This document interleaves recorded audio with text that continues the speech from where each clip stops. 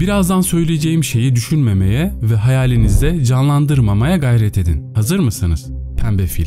Düşünmemeyi başarabildiniz mi? Büyük ihtimalle hayır. Bir şeyi ne kadar düşünmemeye çalışırsanız, neden o şeyi o kadar düşünüyor olursunuz? Pişmanlık dolu bir geçmişiniz olabilir ya da kontrol edemediğiniz bir gelecek. Bazen bu ikisi arasına sıkıştığınızı hiç hissettiniz mi? Çoğu zaman aşırı düşünme hastalığının pençesinde kıvranıyoruz. Ancak bir taraftan da içten içe hayatımızı iyileştirebileceğimiz ve daha mutlu olabileceğimiz umuduna sarılıyoruz. Her gün beynimiz yaklaşık 70.000 düşünce işliyor. Mesela videonun burasına kadar pembe fil dahil olmak üzere onlarca şey düşündünüz. Peki şu an ne düşünüyorsunuz? Ya İlkan, birisine ne düşünüyorsun diye sormak çok saçma ya. Ayrıca nezaketsiz de bir şey yani, kusura bakma ama. Evet, biraz nezaketsiz bir soru olabilir ama bu konunun üzerine gitmekte fayda var. Eckhart Tolle, bestseller olmuş Şimdinin Gücü kitabında o aşırı düşünme durumundan kurtulmanın ve anda var olabilmenin sırlarını açıklıyor. Yazar sürekli bir endişe ve zaman zaman da intihara götürebilecek depresyon dönemleri yaşamış. Bir gece geç saatlerde uyandığında olağanüstü bir değişim geçirdiğini ifade ediyor. Düşünce girdabında dönmekten yorulduysanız biraz derinlere inmekte fayda var. Çoğu insanın düşüncelerinin %80 ile 90'ı sadece yararsız, boş ve tekrarlanan düşüncelerden oluşur. Ve bunların çoğu olumsuz ve size zarar veren şeyler. Geçmişte ve gelecekte yaşama eğilimindeyiz. Bir an anılarımızı hatırlıyoruz ya da pişmanlık duyuyoruz. Sonra plan yapıyoruz ya da endişeleniyoruz. Bu arada bizim için tamamen erişilebilir olan tek anı, yani şimdiki zamanı ihmal ediyoruz. Şimdi sadece içinde bulunduğunuz anın yoğun bir biçimde bilincinde olun. Bu derin ve doyum veren bir şeydir. Örneğin evinizde veya iş yerinizde merdivenleri inip çıktığınızda her adımınıza, her hareketinize, hatta soluk alıp verişinize bile dikkat edin. Tümüyle orada olun. Ya da ellerinizi yıkarken bu faaliyetle ilgili tüm duyusal algılara, suyun sesine ve verdiği hisse, ellerinizin hareketine, sabunun kokusuna dikkat edin. Veya arabanıza bindiğinizde kapıyı kapattıktan sonra birkaç saniye durun ve nefesinizin akışını izleyin. Sessiz ama güçlü bir mevcudiyet duygusunun farkında olun. Yalnızca şimdi önemlidir. Çünkü geçmişte veya gelecekte hiçbir şey olmaz. Olan şeyler yalnızca sürekli bir şimdiki an akışında gerçekleşir. Ne zaman bir şey hissetseniz o his şimdiki zamanda yaşanır. Çünkü duyularınız size sadece o an hakkında bilgi verebilir. Yani geçmişte bir şey olduğunu söylediğinizde bu tam olarak doğru değil. Aslında olan şey o geçmişe dair şu anda yaşadığımız duygular ve düşünceler. Geçmiş olarak düşündüğümüz şey esasında eski bir şimdinin zihinde depolanmış anısı. Siz geçmişi hatırladığınızda bir anıyı yeniden canlandırırsınız ve bunu şimdi yaparsınız. Gelecek ise hayal edilen bir şimdi. O zihnin bir projeksiyonu. Gelecek geldiğinde şimdi olarak gelir. Siz gelecek hakkında düşündüğünüzde bunu şimdi yaparsınız. Gerçek değişimin meydana gelebileceği ve geçmişin ortadan kaldırılabileceği tek yer şimdidir. Somut örnek üzerinden gidelim. Örneğin bilimsel bir makale yazmanız gerekiyor. Geleceğe baktığınızda bu iş büyük ve karmaşık görünür. Geçmişte kaçırdığınız fırsatları düşünürseniz de pişmanlık duyarsınız. Ancak anda var olup elinizde ne varsa ona odaklanarak, yani önce ilk bölümü yazmayı, birkaç siteden bilgi toplamayı ya da genel yapıyı belirleme gibi birbiri ardına küçük problemleri çözerseniz bunu daha kolay başardığınızı görürsünüz. Bu yüzden şimdiki zamanda yaşamaya odaklanın. Geçmişe takılıp kalmayı ve gelecekten korkmayı bırakın. Böyle yaparsanız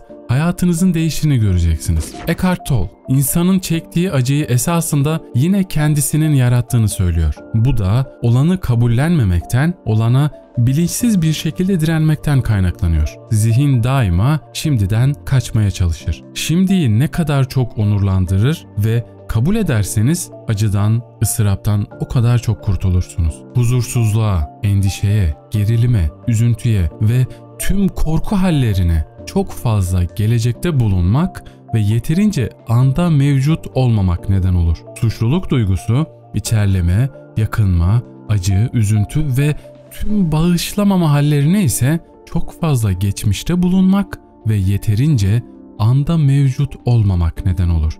Eğer tüm sorunlarınız ya da ıstırap ve mutsuzluğun algılanan nedenleri bugün mucizevi bir biçimde ortadan kalkmış olsa dahi siz daha mevcut, daha bilinçli hale gelmemişseniz çok geçmeden kendinizi benzer bir dizi sorunla ya da ıstırapla baş başa halde bulursunuz. Özgürlüğün anahtarı anda mevcut olmaktır. Yaptığınız eylemin meyvesiyle yani sonucuyla ilgilenmeyin. Dikkatinizi sadece eylemin kendisine verin. Siz bir yolculuğa çıktığınızda nereye gittiğinizi ya da en azından gittiğiniz yönü bilmeniz kesinlikle yararlıdır. Ama unutmayın, dışsal yolculuğunuz 1 milyon adım içerebilir. İçsel yolculuğunuz ise sadece bir adım içerir. O da tam da şu anda attığınız adımdır. Siz bu bir adımın daha derin bir biçimde farkında olurken onun gidilecek yeri ve diğer tüm adımları zaten içerdiğini fark edersiniz. Kendinizi gözlemleyerek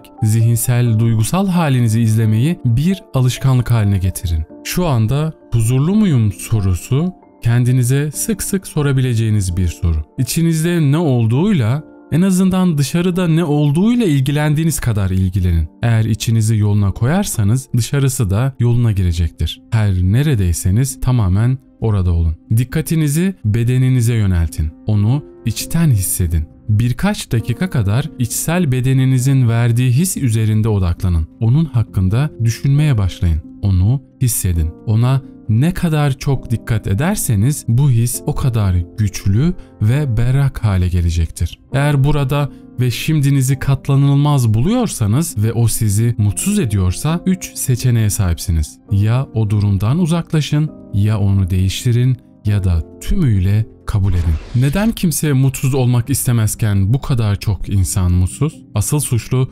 düşüncelerinizi ve davranışlarınızı siz fark etmeden kontrol eden egonuzdur. Çoğu insan egonun hayatlarını ne ölçüde kontrol ettiğini bilmez. Biriyle bir anlaşmazlığa düştünüz ve aşırı tepki verdiniz ve belki de bu tepkinizden dolayı pişman oldunuz. Tartışmanın en yoğun olduğu anda düşüncelerinizi ve davranışlarınızı kontrol eden ne olmuştu?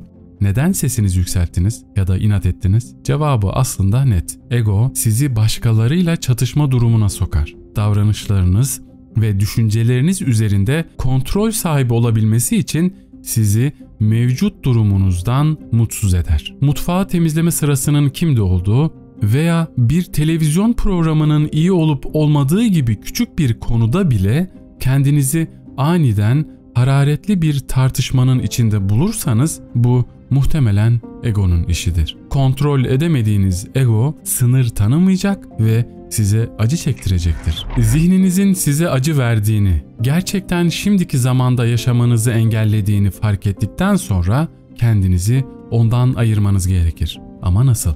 Kendinizi zihninizden ayırmak için onun ve sizin üzerinizdeki gücünün tamamen bilincine varmalısınız. Aksi takdirde zihninizin düşüncelerinizi, davranışlarınızı ve dolayısıyla mutluluğunuzu nasıl etkilediğini asla anlamayacaksınız. Zihninizi gözlemlemek istiyorsanız şu soruya cevap verin. Bir sonraki düşünceniz ne olacak? Tamamen bu soruya odaklanırsanız bir sonraki net düşüncenin gelmesinin biraz zaman aldığını göreceksiniz. Gözlem yaparsanız düşünce akışında bir boşluk yaratmanız mümkün. Ve en önemlisi yargılamadan gözlemlemek. Yargılamanın kendisi zihnin bir eylemidir. Bu nedenle bir şey yargılarsanız tekrar aklınızı kullanmaya geri dönersiniz. İşinizin ortasında canınız koşmak isterse vücudunuzun o dürtüsünü takip edin. Vücudunuz kendisi için neyin iyi olduğunu bilir. Bu yüzden dışarı çıkın ve koşun. Ardından kafanızın içindeki küçük dırdırıcı sese kulak verin. Şu anda çalışıyor olmalısın. Koşmamalı veya zaman kaybetmemelisin. Ancak bu sesi iyi ya da kötü olarak yargılamayın ve tavsiyeye kulak asmayın. Sadece gülümseyin ve var olduğunu kabul edin. Bunu yaparak sizi nereye götürmeye çalışıyorsa onu takip etmek zorunda kalmadan zihninizi fark etmeyi öğreneceksiniz. Tamamen şimdiki zamanda yaşasanız bile bazı üzüntü ve acı duygular kaçınılmazdır. Çoğu acıyı kendimizin oluşturduğu doğru olsa da bu hepsini bizim yaptığımız anlamına gelmez. Kaçınılmaz acıya iyi bir örnek sevilen birinin ölümüdür. Çevrenizdeki herkesi aydınlanmaya götüremeyeceğiniz ve ölümü kesinlikle durduramayacağınız için bu acı kaçınılmazdır. Size gerçek acı veren travmatik bir şey yaşadığınızda onu olduğu gibi kabul edebilirsiniz. Sevdiğiniz bir insan öldüğünde elbette yas tutar ve üzülürsünüz. Ancak bunu değiştiremeyecek bir şey olarak kabul edebilirseniz acı çekmekten kurtulmanız daha olası. Her ne zaman bir olumsuzluğun çıktığını fark ederseniz onu bir başarısızlık olarak değil, size uyan, zihninin dışına çık, mevcut ol diyen yararlı bir işaret olarak görün. Bir olumsuzluk meydana geldiğinde gözlem yeteneğinizi kullanmak önemli. İçinizde bir olumsuzluk yükseldiğinde dikkat, şimdi ve burada, uyan diyen bir ses içinizde yankılansın. Gözlemlenmeyen tepkilerin giderek artan bir birikimi olabilir. En hafif bir sinirin bile. Şimdiki zamanı kabul etmek ve teslim olmak. Sizi rahatsız eden hiçbir şeyi umursamadığınız veya pasif bir yaşam tarzını kabul ettiğiniz anlamına gelmiyor. Örneğin çamura saplandıysanız kendinize her zaman çamura saplanmak istediğinizi söylemezsiniz elbette. Bunun yerine kendinizi çamurdan kurtarmayı paniğe kapılmadan, sövmeden uğraş vermenizi sağlar. Teslimiyet, yaşam akışına karşı koymak yerine ona izin vermeyi içeren basit ama çok derin bir bilgeliktir ve bunu deneyimleyebileceğiniz tek yer elbette şimdi.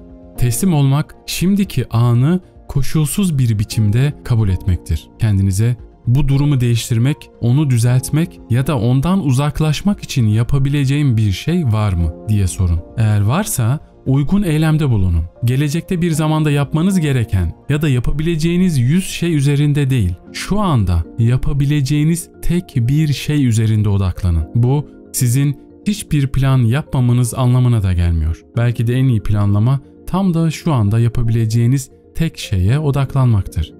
Giriştiğiniz herhangi bir eylem hemen meyve vermeyebilir. O meyve verene dek olana direnmeyin. Eğer teslim olamıyorsanız hemen eyleme geçin. Durumu değiştirmek için açıkça konuşun ya da bir şeyler yapın veya o durumdan uzaklaşın. Yaşamınızın sorumluluğunu üstlenin. Eğer herhangi bir eylemde de bulunamıyorsanız o zaman geriye 2 seçim kalmıştır. Direnme ya da teslim olma. Ya direnerek dış koşulların esareti altında kalacaksınız ya da teslim olarak iç huzur yakalayacaksınız. Acıya direnmemeye vurgu yapıyor Eckhart Tolle. Acıya sırt çevirmeyin. Onun orada olmasına izin verin. Üzüntüye, umutsuzluğa, korkuya, yalnızlığa ya da ıstırap hangi şekli alıyorsa ona teslim olun. Geçmişe veya geleceğe odaklanmayın. Şimdiki zamanda yaşayın ve kendinizi aşırı düşünen zihinden ayırmaya gayret edin. Bu yöntemi takip etmek ıstırabınızı azaltacak ve hayatınızı iyileştirecektir. Kendinize şunu sormayı alışkanlık haline getirin. Şu an içimde ne olup bitiyor? Bu soru size doğru yönü gösterecektir. Hayatın geçiciliği üzerine odaklandığınızda acıların üstesinden gelmek mümkün oluyor ve huzur veriyor. Her şey geçici. Şu an mutlu olabilirsiniz. Ancak emin olun bu mutluluk geçecek. Ya da bir acı yaşıyorsunuz belki ama emin olun bu acı da geçecek. Geçici bir hayatta hiçbir şey kalıcı hasar veremez. Sadece bu faniliğin farkında olun. Bu da geçecek. Bu bakış açısını geliştirdiğinizde kalıcı olan tek şey huzur olacaktır.